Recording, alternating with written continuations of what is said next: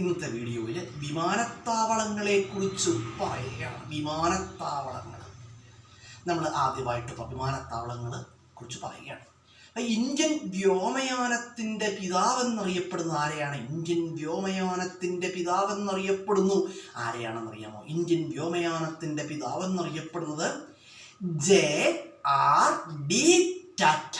ആരാണ്? JRD ടാറ്റയാണ് Indian വ്യോമയാനത്തിൻ്റെ പിതാവ് എന്നറിയപ്പെടുന്നത്. ഇന്ത്യൻ വ്യോമയാനത്തിൻ്റെ പിതാവ്. അതുപോലെ തന്നെ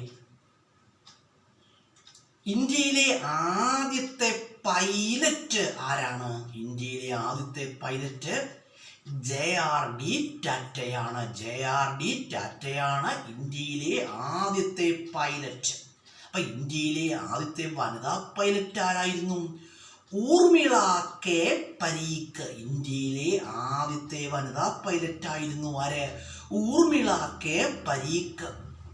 അതുപോലെ തന്നെ ഇന്ത്യക്കകത്ത് വിമാന സർവീസുകൾ നടത്തുന്നു ആരാണ്? Indian airlines. ഇന്ത്യക്കകത്ത് വിമാന സർവീസ് നടത്തുന്ന ആരാണ്?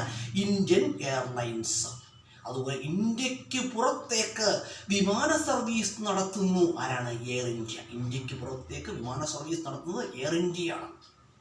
അതുപോലെ തന്നെ ഇന്ത്യയിലെ പ്രധാന വിമാനത്താവളങ്ങളെ നമുക്കൊന്ന് പരിചയപ്പെടാം. അപ്പം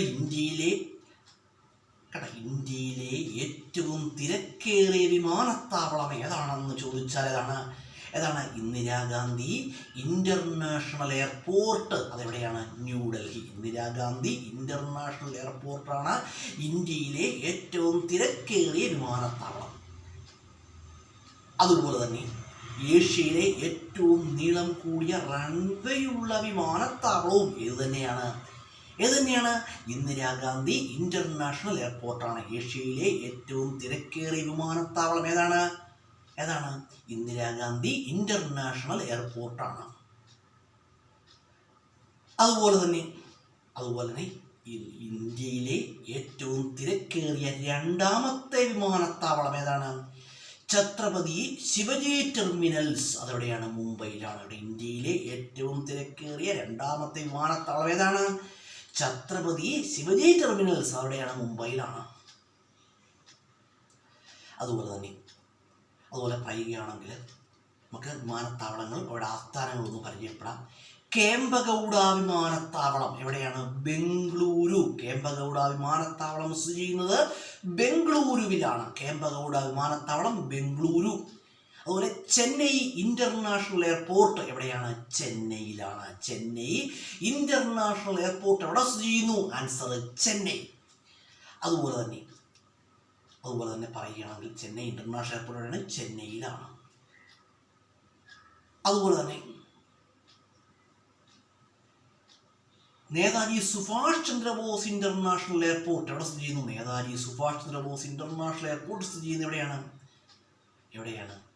കൊൽക്കത്തയിലാണ്. എവിടെയാണ്? കൊൽക്കത്തയിലാണ്. അതുപോലെ ജയപ്രകാശ് നാരായൺ ഇന്റർനാഷണൽ എയർപോർട്ട് എവിടെ സ്ഥിതി ചെയ്യുന്നു? എവിടെയാണ്? ബീഹാറിലാണ്. ബീഹാറിലാണ്. ഗോപിനാഥ് ബർദോളി ഇന്റർനാഷണൽ എയർപോർട്ട് എവിടെ സ്ഥിതി ചെയ്യുന്നു? ഗോപിനാഥ് ബർദോളി ഇന്റർനാഷണൽ എയർപോർട്ട് സ്ഥിതി ചെയ്യുന്നത് എവിടെയാണ്? ആസാമിലാണ്. ആസാമിലാണ്. ഗോപിനാഥ് ബർദോളി ഇന്റർനാഷണൽ എയർപോർട്ട് എവിടെ സ്ഥിതി ചെയ്യുന്നു? Answer Assam.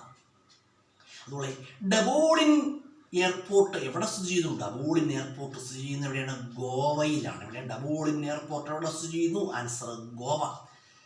Zero international airport എവിടെ സ്ഥിതി ചെയ്യുന്നു? സീറോ ഇന്റർനാഷണൽ എയർപോർട്ട് സ്ഥിതി ചെയ്യുന്നത് എവിടെയാണ്? അരുണാചൽ പ്രദേശിലാണ്.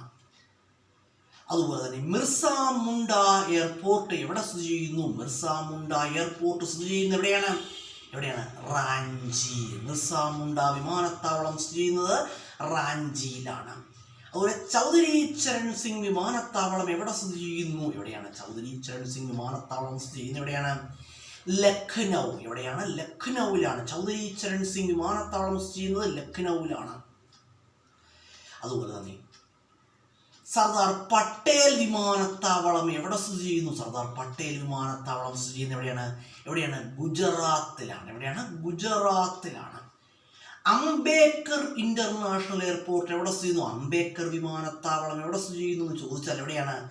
നാഗപ്പൂര് മഹാരാഷ്ട്രയിലാണ്. എവിടെയാണ്? നാഗപ്പൂര് മഹാരാഷ്ട്രയാണ്. അതുപോലെ തന്നെ സത്യസായി ഇന്റർനാഷണൽ എയർപോർട്ട് എവിടെ സ്ഥിതി ചെയ്യുന്നു? സത്യസായി ഇന്റർനാഷണൽ എയർപോർട്ട് സ്ഥിതി ചെയ്യുന്നത് എവിടെയാണ്? എവിടെയാണെന്ന് അറിയാം. എവിടെയാണ് സത്യസായി എയർപോർട്ട് സ്ഥിതി ചെയ്യുന്നത്? എവിടെയാണ്? പൂട്ടപർത്തി ആന്ധ്രാപ്രദേശ്. എവിടെയാണ്? പൂട്ടപർത്തി ആന്ധ്രാപ്രദേശ്. അതുപോലെ രാജീവ് ഗാന്ധി ഇന്റർനാഷണൽ എയർപോർട്ട് എവിടെ സ്ഥിതി ചെയ്യുന്നു?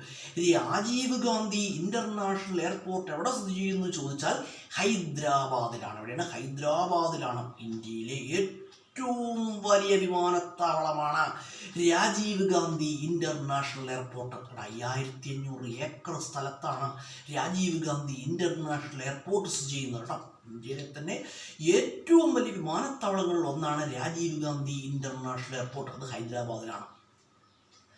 അതുപോലെ തന്നെ ഹൈദരാബാദ് കേട്ടോ. അതുപോലെ തന്നെ ഓർത്ത് വെച്ചുള്ള സത്യസായി എവിടെയാണ്? പൂട്ടപർത്തി ആന്ധ്രാപ്രദേശ്. അതുപോലെ തന്നെ വിവേകാനന്ദ ഇന്റർനാഷണൽ എയർപോർട്ട് എവിടെ സ്ഥിതി ചെയ്യുന്നു? വിവേകാനന്ദ എയർപോർട്ട് സ്ഥിതി ചെയ്യുന്നത് എവിടെയാണ്?